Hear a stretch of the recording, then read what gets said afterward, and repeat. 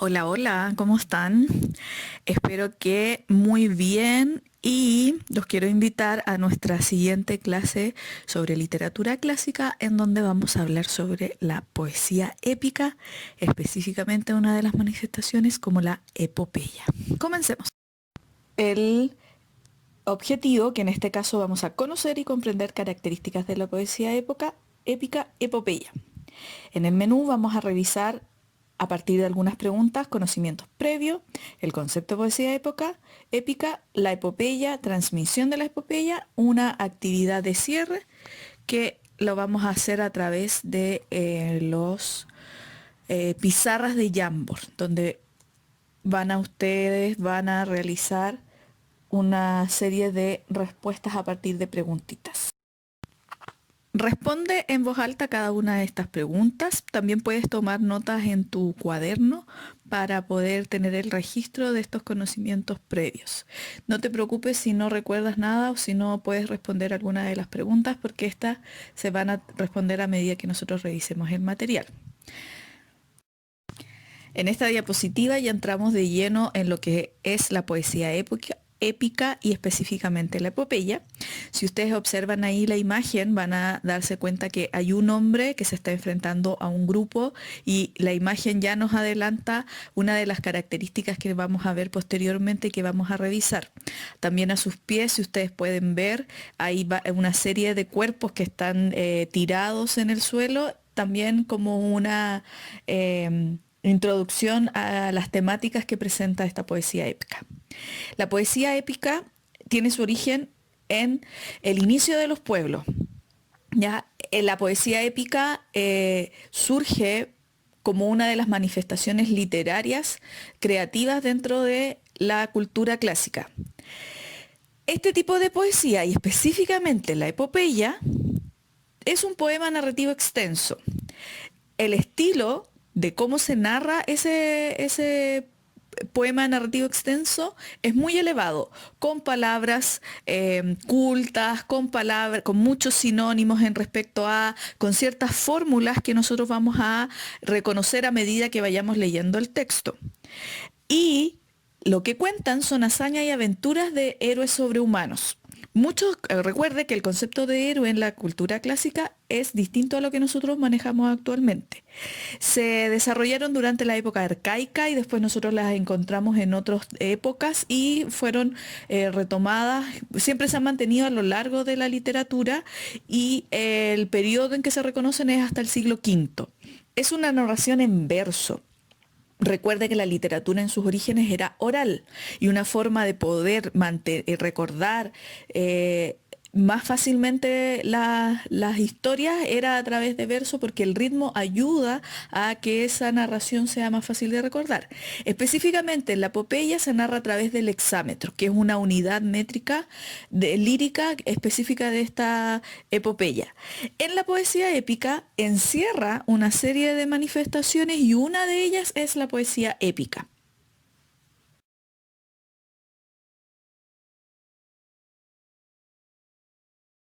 Dentro del concepto de poesía épica tenemos que destacar varios elementos que van a componer finalmente el concepto total, que en la actividad que ustedes van a encontrar, hay una pregunta donde pide el concepto de poesía épica. Ese concepto usted lo construye a partir de lo que nosotros vamos a revisar en esta primera diapositiva. La acción de la poesía épica se desarrolla en una época pasada. Se mantiene a lo largo de los siglos porque es un hecho destacado.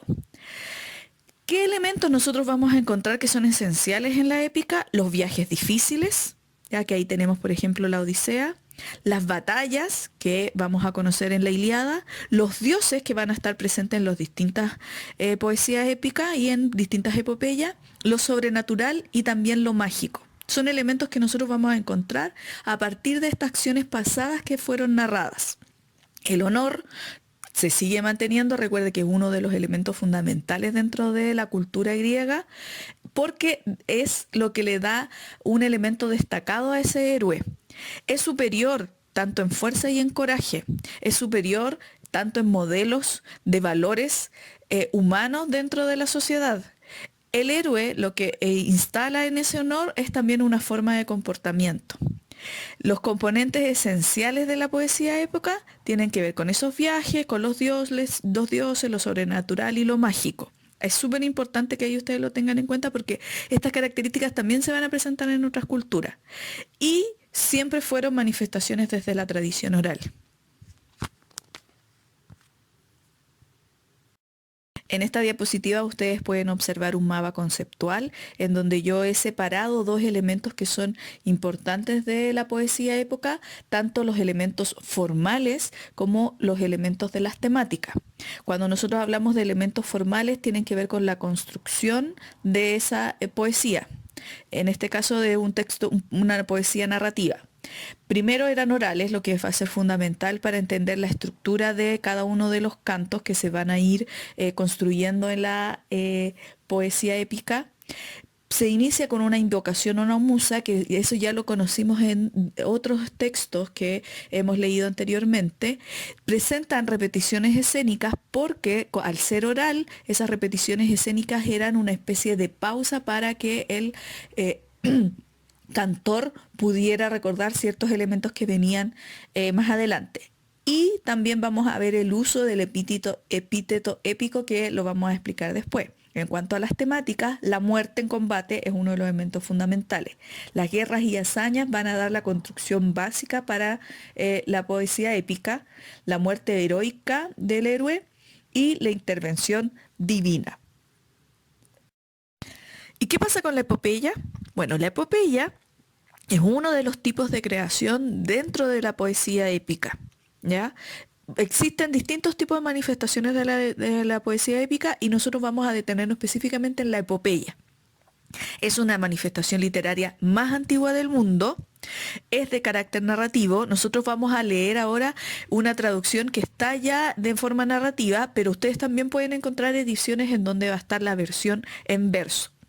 Se relatan de una manera muy extensa las acciones bélicas porque es uno de los elementos fundamentales para crear identidad dentro del pueblo griego, ¿ya? Y reúne un conjunto de hechos gloriosos que son dignos de ser cantados y de ser conocidos por el pueblo.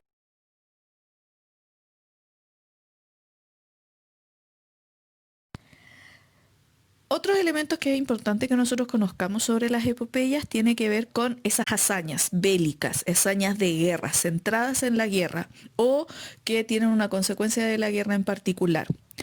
Esas hazañas bélicas nos van a ayudar a entender, a comprender y también a darnos un ejemplo de cómo esos héroes griegos se comportaban y cómo debiese ser el comportamiento humano. Tanto el comportamiento humano como también los valores. Vamos a ver distintos episodios en donde el héroe cede frente a algunas cosas porque tienen valor mayor el hecho de ser una acción heroica o ser una acción que sea admirada, ¿ya?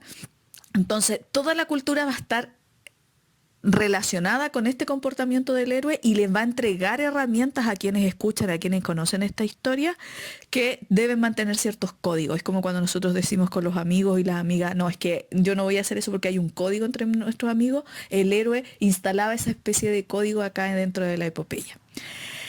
Esa historia lo que tiene como finalidad en sí es fomentar el sentimiento nacionalista y tiene que ver con ciertos tipos de comportamiento.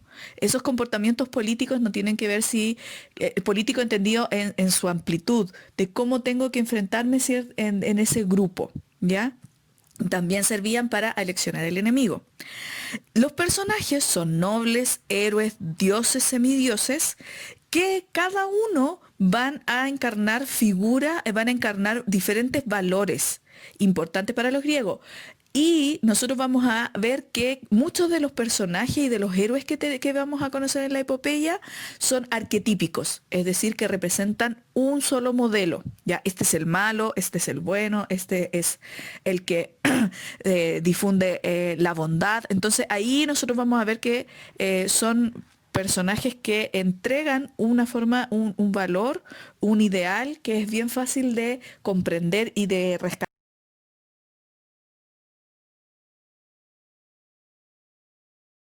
Cada epopeya va a tener una estructura que la va a caracterizar, una estructura general, pero a su vez las epopeyas se van a construir a través de cantos o de rapsodas. ¿Ya? Cada uno de esos capítulos que nosotros lo llamamos en la actualidad, en realidad eran cantos. ¿Ya?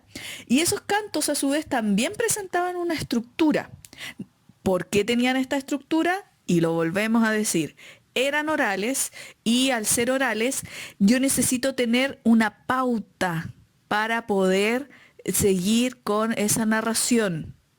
Entonces, lo primero que nosotros vamos a conocer es el título, pero ese título ya nos anuncia ese acontecimiento principal. Luego, por supuesto, esa invocación en donde el cantor se encomienda a una musa o le pide ayuda a algún dios o alguna diosa para poder narrar esa historia.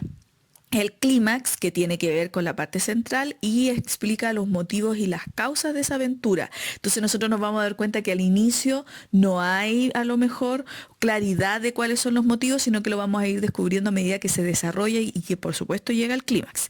El desenlace tiene que ver con cómo se resuelve ese conflicto y la conclusión es cómo el autor suele cerrar ese relato, que tiene que ver con una reflexión o un mensaje propio.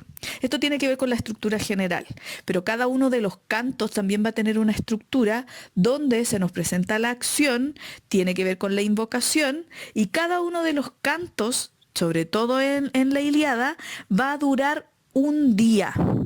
Puede ser desde el comienzo de la noche hasta la noche del siguiente día, o puede ser ese día completo de las aventuras que nos van a narrar, desde cuando sale al sol hasta el otro día ya cuando se impone el sol. A esto se le van a llamar jornadas. Entonces vamos a ver que tienen una estructura. ¿Por qué también se hacía esta división dentro de los días? Porque al ser cantados, al ser narrados frente a la gente de manera oral, podría ser que ese cantor participara durante varios días contando esta historia. Entonces la iba subdividiendo. Para tener una visión más general también de cómo es que se entregaban estas historias y se compartían dentro de la sociedad griega, tenemos algunos datos destacados. Estas historias se recitaban en banquetes y celebraciones. Esas celebraciones podían durar varios días, podían ser un casamiento, podía ser la reunión de una familia que había venido de distintos lugares. Entonces, no pensemos solo en una noche o en un par de horas, sino que el cantor popular iba a permanecer en esa celebración durante varios días y por eso iba a ir cantando esta serie de aventuras en distintos cantos. El Aedo iba a manejar la construcción métrica del hexámetro, ya que tiene que ver con una fórmula de la poesía para poder recordar más fácilmente cada una de las líneas y cada uno de los acontecimientos. Va a utilizar para referirse a distintos héroes los epítetos, que tienen que ver con frases enaltecedoras sobre ese héroe. Ya, el uso de epítetos, nosotros vamos a encontrar que hay epítetos que han trascendido a lo largo de la historia, como el asesino de hombres, ya que tiene que ver con eso de los epítetos. En las historias que nosotros vamos a encontrar, y específicamente en la epopeya, que es lo que nosotros nos convoca, el uso de la ética, el comportamiento ético que tenían los personajes, con cómo se narraba y con la belleza que se podía transmitir a través del lenguaje, que tiene que ver con la estética, era algo fundamental. Tenían que ir a la par, no había una que prevaleciera por la otra, sino que había una preocupación tanto por la forma en que se iba a decir, el lenguaje, y ahí acuérdese, por ejemplo, de la función poética, y también con los valores que iba a transmitir y el comportamiento de ese héroe.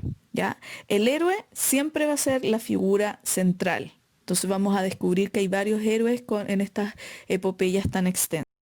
Hemos hablado hasta acá que la estructura, los componentes, quiénes son los héroes, cuáles son los valores, pero es importante que esta serie de epopeyas permanecieron a lo largo de la historia porque hubo una serie de actores fundamentales acá, como los Aedo y los Rapsodas, que son los que nos permitieron conocer y mantener estas producciones de la epopeya.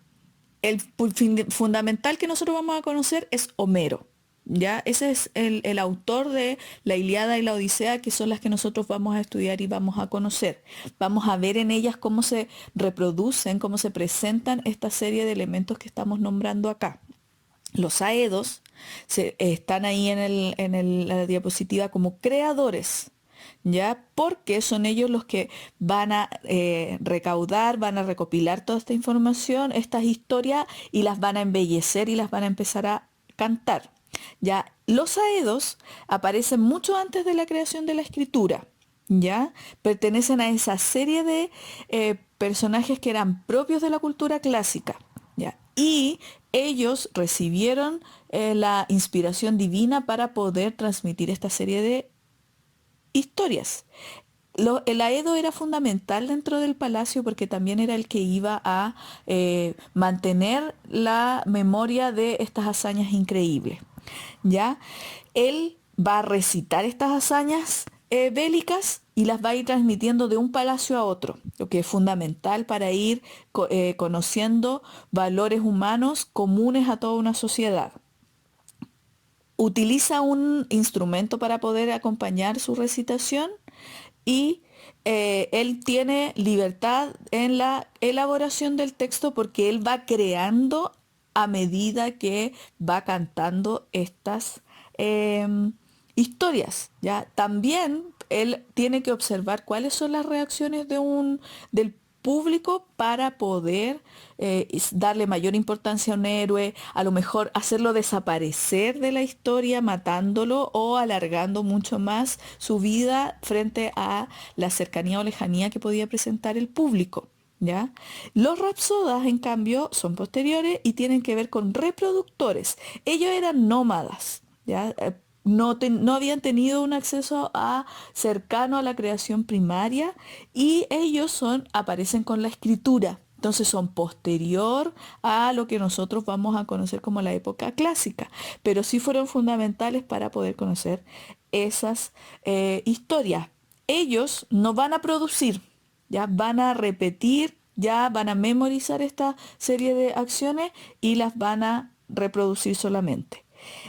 Era fundamental un elemento que tenía que ver con el bastón que iban golpeando a medida que recitaban porque eso marcaba el ritmo, a diferencia de lo que hacía el rapsoda que era mucho más elaborado porque llevaba un instrumento.